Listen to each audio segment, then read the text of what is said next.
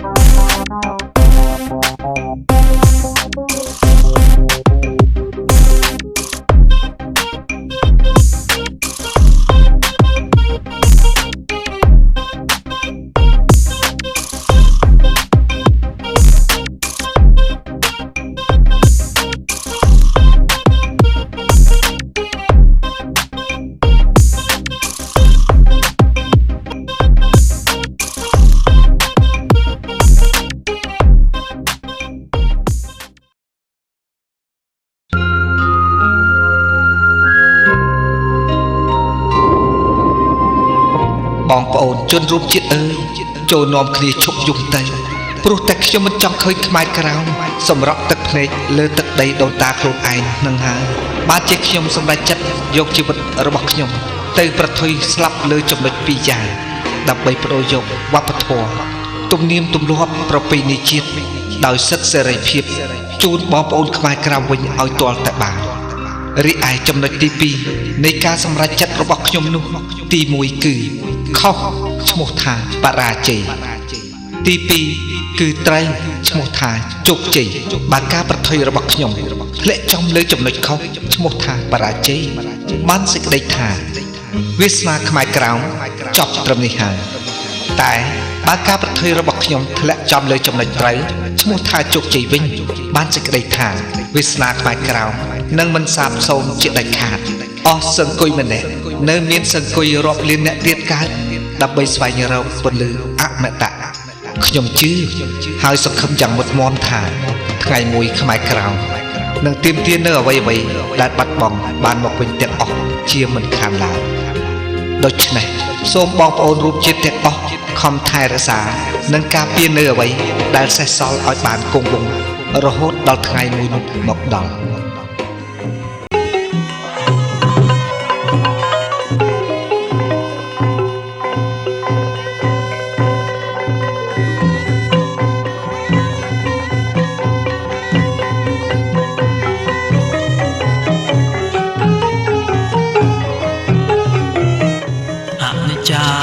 វាសនាសង្ខារមិនទៀងជួនរាំងជួនភ្លៀងមិនទៀងសោះឡើយមិនថាបំសัตว์ក្តីវិបត្តិ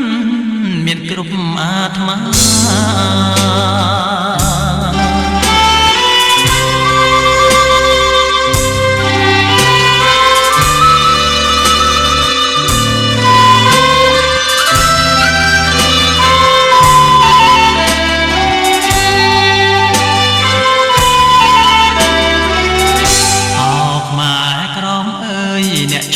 សោកាខ្ញុំស្លាប់ព្រោះជាតិសាសនាជាចំណាប់លេខិតស្លាប់តែរូបកាយនៅចិត្តរក្សាតាពីញាតិមិត្តស្មោះពិតមិនស្ដាយសង្ខាលោហិតខ្ញុំហូបដូរសិទ្ធសេរីដងខ្លួនជូនញាតិប្រុសស្រីក្បាលថ្លៃនោះជាតិសាសនាបំណាច់នឹងស្លាប់ក្បាលក្លាំងពីស្មារីករាយស្លាប់ជុំខែមរាស្ដាក្រាំងមានសាវតា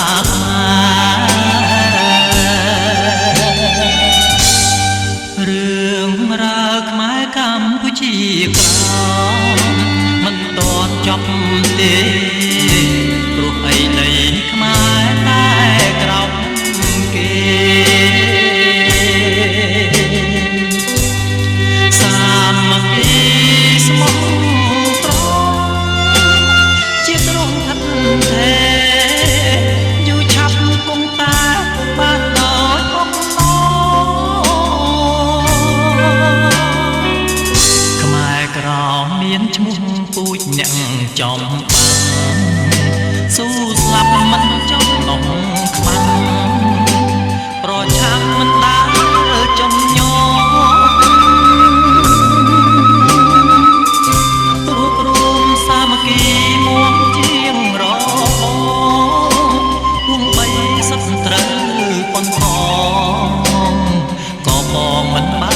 សម្រេច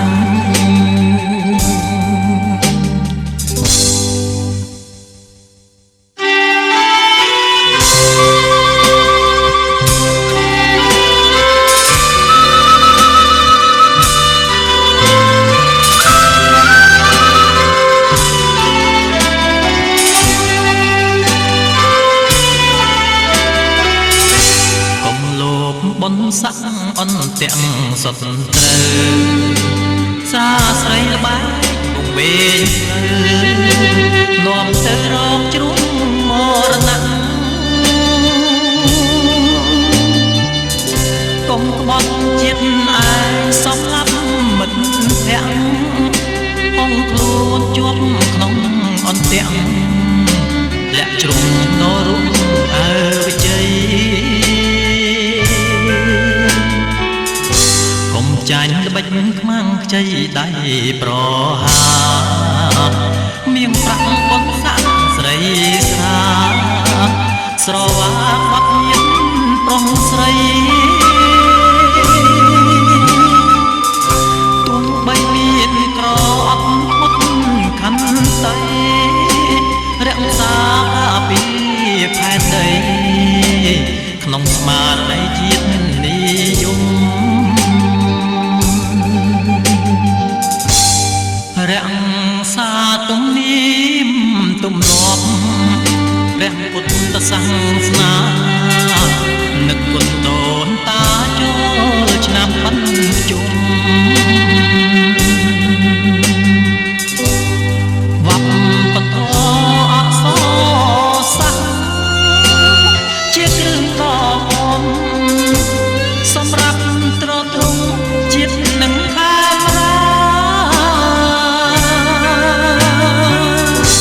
ភារកិច្ចខ្ញុំធ្វើសាងបុណ្យកុសល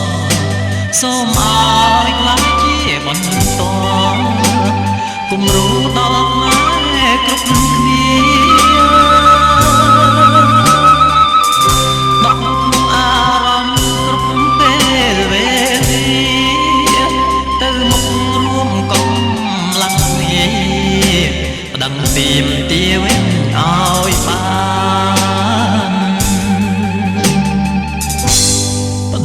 ទាមទារវិញឲ្យបានទាមទារវិញឲ្យ